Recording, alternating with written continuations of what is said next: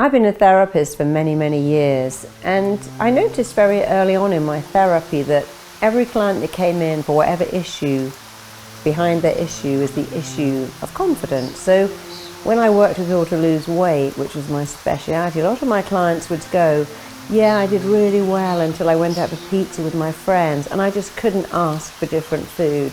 I couldn't go somewhere and say, can I have the fish without the sauce, or can I have the salad without the dressing?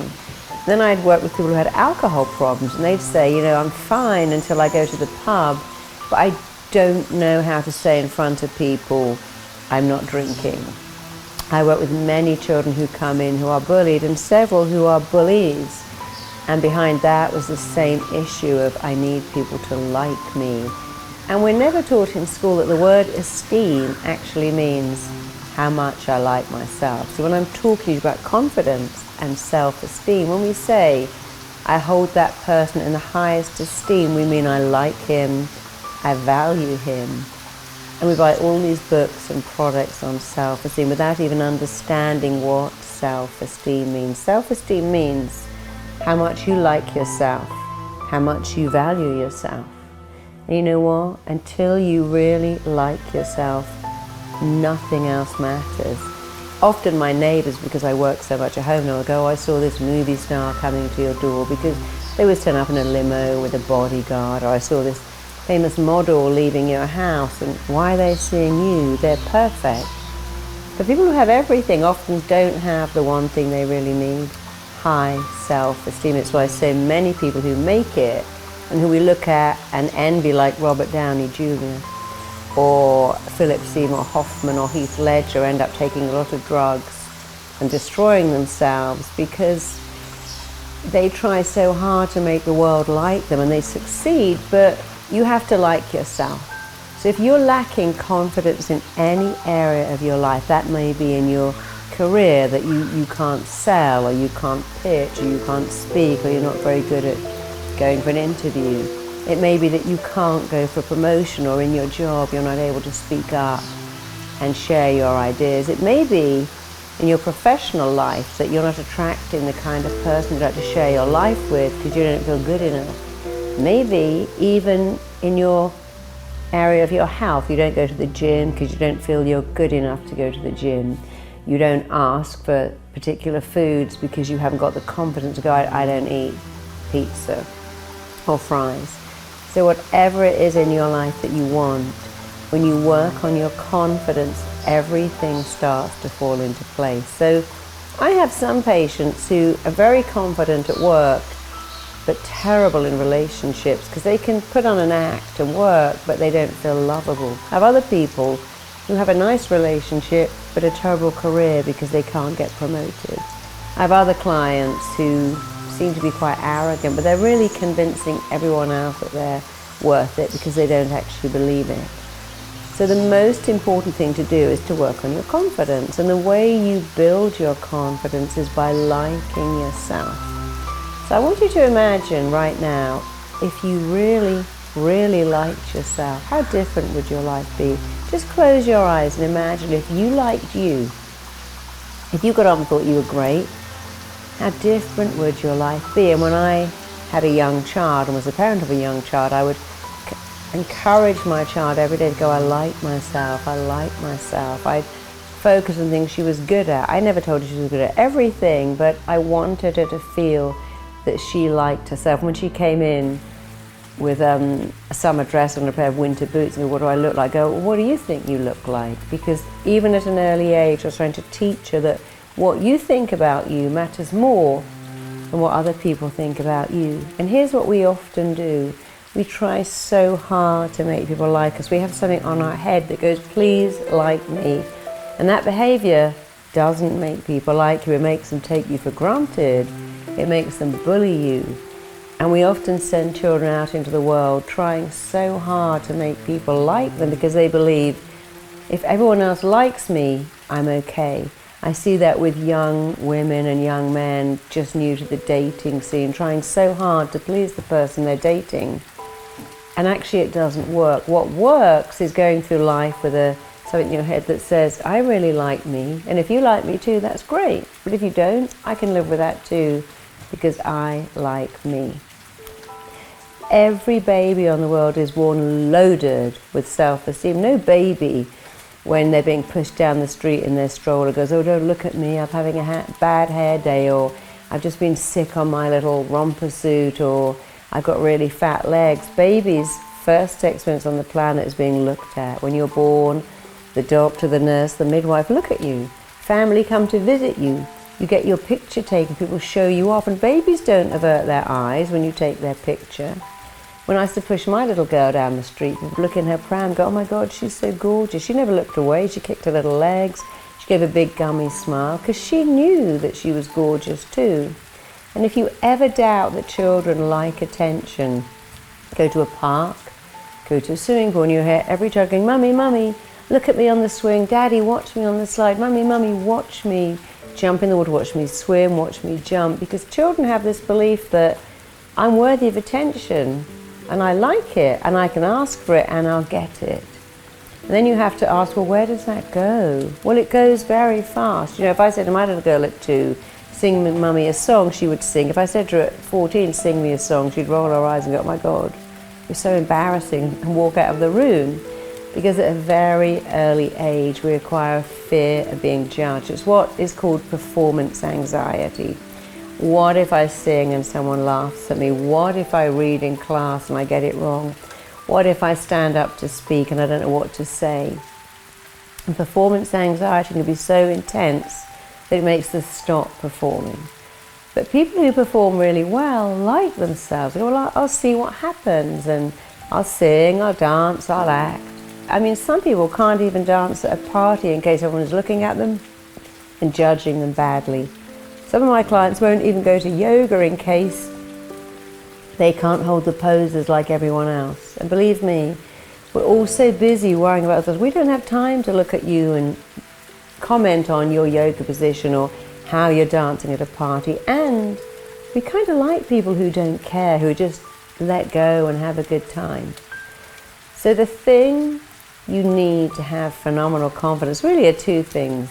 Stop judging yourself and be nice to yourself. You see, the only person in the world who is judging you is you. No one else is going, oh, look at you and look at what you're doing and that's wrong. And if there is anyone in your life doing that, if anyone in your life is judging you, they are unhappy, because critical people have the most criticism reserved for themselves. They express outwards their own dissatisfaction. Happy people go, I love seeing someone fat at the swimming pool having a great time. I love the fact that they're so happy and uninhibited. Happy people go, I love hearing children dancing and laughing and making a noise because they're happy.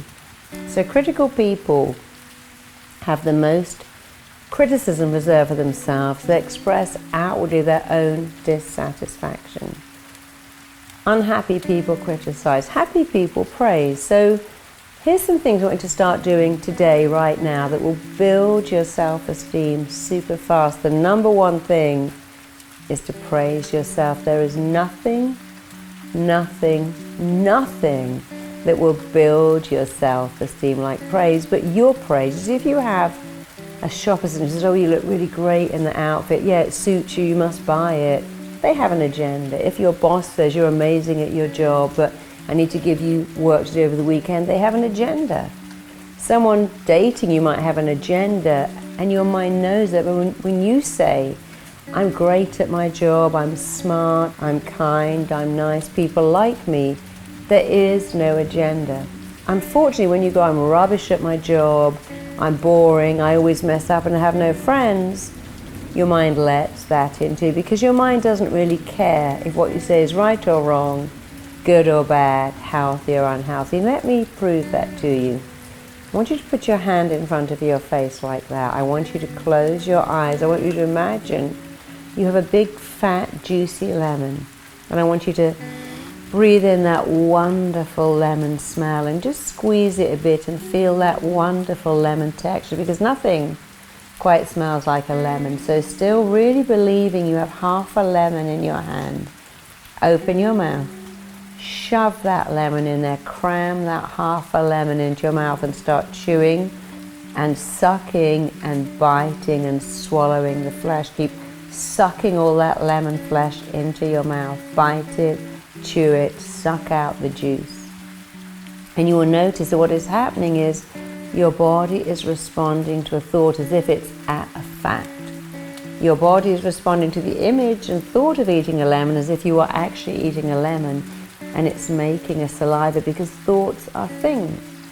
And every thought you have has a physical reaction in your body and an emotional response to when you think, I don't have friends, I can't talk to people, I can't take things back to a store, I can't ask for special treatment, I don't know how to talk to people, then your mind accepts that as a fact, just like the lemon. But when you say, oh, I can talk to anyone, I'm an interesting person, I'm warm and friendly, people like me, and I can make eye contact, I'm good at my job, I can ask someone out on a date, I can tell the person I'm involved with what I need, your mind accepts that too. And someone recently said they keep a lemon on their desk now and look at it every day. I'm sure they change it every month, because that lemon reminds them every day that they are responsible for what they think and feel. And you know, responsibility, that word means an ability to respond. So I want you to start to praise yourself. I want you to wake up in the morning, the first thing you go is, I like myself. You know, if I go through the day in the life of many of my patients, they get out of bed and go, I look terrible. Oh, this doesn't suit me, I've gained weight, I should have had my hair cut, should have got this outfit pressed, and they come downstairs and go, oh, I forgot to get milk, I'm an idiot. I forgot to charge my phone, I'm a loser. They drive to work or commute saying, I forgot to prepare for that meeting because I'm stupid. And if you had a friend sharing your life with you, and you spoke to them like that when you woke up and went through the day going, you've ruined that, you haven't got enough time for that, you haven't got time to get there, you've blown that, they would leave your life very quickly. So I want you to be a really good friend to yourself and just praise yourself. You know, we all want to hear the same things. I can tell you what they are right now. No one wants to hear, I'm an amazing dentist, I'm the best CEO in the world. They want to hear, I'm a good person, people like me, I'm smart, I'm kind, I'm interesting, I'm intelligent, I'm funny, I've got a good personality, I matter, my opinions matter. And if you start to tell yourself the things, I matter, people like me because I like them, but really because I like myself, that alone will make your self-esteem go up. So I want you to start right now, every day when you're in the shower. There's nothing much to do in the shower except go, I love the smell of this conditioner, I don't like the smell of this body wash. So in the shower, it's a great way to start your day. I like myself, I matter, I'm smart, I'm good at my job. Here's something very useful to say, I have phenomenal coping skills. I cope with stuff, I've got great coping skills. You see, we all have a brilliant brain. You have a brilliant brain. When you have a brilliant brain, you have one choice. Rationalize why you feel so bad, or talk yourself out of it. So you can get in the shower and go, oh, I'm going to have a terrible day at work today. That client is a nightmare. My boss is going to be really upset, or everything's going to go wrong. Or you can talk yourself out of it. My boss likes me. That's why they employed me. I've got great coping skills. I have some talents that I'm really good at, and I'm going to make today work. And just doing that will change everything, because the words you use form your reality. And when you change your words, you change your reality. So the first thing to remember is nothing will boost your self-esteem like praise. Second thing to remember is the way you feel about anything is down to just two things: the pictures you make in your head and the words you say to yourself. And the pictures you use and the words you use form your reality. And when you change your pictures and you change your words, you change your reality. Because your brain is always looking for how you feel because of the pictures you use and the words you use. So if you're writing a blog, let's say, and go, oh, this blog is awful, no one's going to read it, I can't write, what I have to say is really boring, then you will start to believe that. If you write a blog going, well, this is interesting and I really like what I've got to say, I'm sure someone somewhere is going to love what I'm saying, you'll start to feel very different. You see, there is nothing but the pictures and the words. So let's imagine You could hold a butterfly. It's very pretty, but you probably wouldn't hold a moth. You might put a caterpillar on your arm, but not a worm. You might hold a little ladybird or a ladybug, but it's unlikely you'd hold a cockroach, purely because they make different pictures. But you can change the pictures at any time at all. And you can change the words. So if your words are, I'm terrified of speaking in public, it's a nightmare going for an interview. I'm having a heart attack just thinking about asking my boss for a raise. I'm freaking out about asking that nice person if they want to come on a date with me. You're responding to those words, terrified, heart attack, nightmare, freaking out. But when you change the words to, I can speak in public, I'm going to practice, and I get better and better, I make eye contact, I'm really good. My boss likes me, I can go in and explain why I need a raise in a really logical way, and it's going to work. And I can ask that person on a date because I'm an interesting person. You see, the words you use change the pictures. A lot of people go, I'm not visual, I can't visualize it. You know, that doesn't matter. The words are more important than the pictures because words make pictures. So keep changing your words. Don't say I'm terrified about going for an appraisal at work, because appraisal at work isn't terrifying unless you use the words, it's terrifying. Say it's a challenge, it's an opportunity, a situation. You see, when you use very intense words, this is a nightmare, this client is killing me, I'm dying under the pressure here, you get a very intense reaction. And when you use different words, you have a different reaction. And if you look at really confident people, they're not so different from you and I. They do a few things differently. Number one is they like themselves. You can criticize them, belittle them, they won't let it in. They go, well, you can have an opinion that I'm boring or not interesting, but I don't have to let that in because I don't believe you. The second thing is they dialogue with themselves in a really good way. They're very good at letting in praise and they praise themselves. They're very good at not letting in criticism and they don't criticize themselves. If I said to a confident person, I love that speech, you go, thank you so much, I loved giving it. If I said that to an unconfident person, they go, oh, it was terrible, did you notice that I stuttered on that word and actually I forgot the best bit? If I said to a confident person, I really like your blog, I go, thank you so much, next week's is even better, you want to read that? Unconfident person go, I don't really know what I'm doing and my friend's blog is so much better.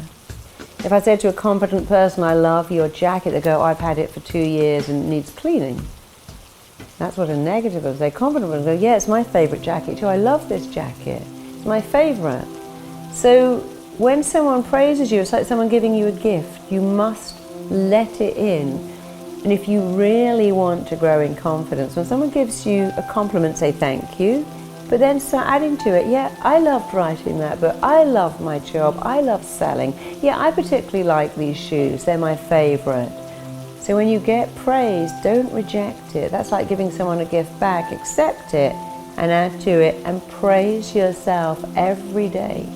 Think about something great about yourself. So to grow in confidence, praise yourself a lot.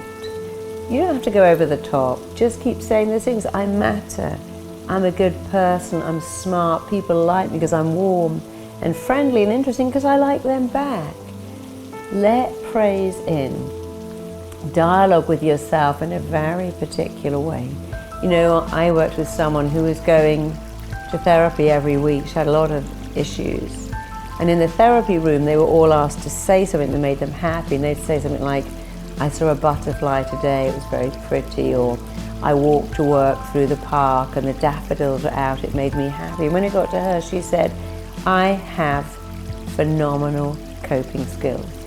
Because every time she said that word, she was coping better and better. And that hospital for outpatients ward for people with mental health issues said that that ward had the fastest discharge rate because all the other patients had to go, I have phenomenal coping skills too, and I have great coping skills. And then the nurses put posters up around the room because they began to see too that when people say, I saw a lovely butterfly, that's very nice. But when you say, I have incredible or phenomenal coping skills, The picture you see is you having phenomenal coping skills. The words you see are that. And then it begins to become your reality. So when you're late, you go, oh my God, I'm late, I've blown it. Or you go, have phenomenal coping skills. I can be 5 minutes late, it really won't make any difference. When you're in a deadline, you can go, oh my God, I'm never going to get this all finished. Or you can say, I have great coping skills, I can do this. So talk to yourself differently. Let in praise yourself and like yourself. That's all you need to do to massively grow in confidence and self-esteem. Change your words, change your language, change your pictures, let in praise.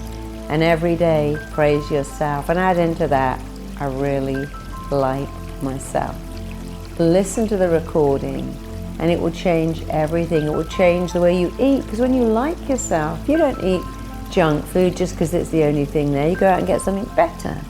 When you like yourself, you're not pushed into doing the things you don't want to do to go along with the crowd, because you're able to go, no, I don't drink, or I'm not drinking tonight because I've got this situation at work where I need to be wide awake.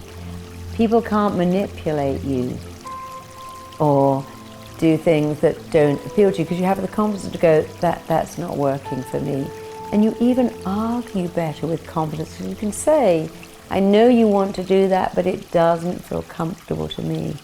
That's not what I want to do, in a very nice way. When you have confidence, you argue in a completely different way. You don't have to be bossy or loud. You just say, that doesn't feel right for me. I'm going to pass. I promise you, these things will change your life. So take the recording I'm giving to you on confidence and self-esteem. Don't be surprised to notice that you can change in a matter of days, and those changes will last for the rest of your life.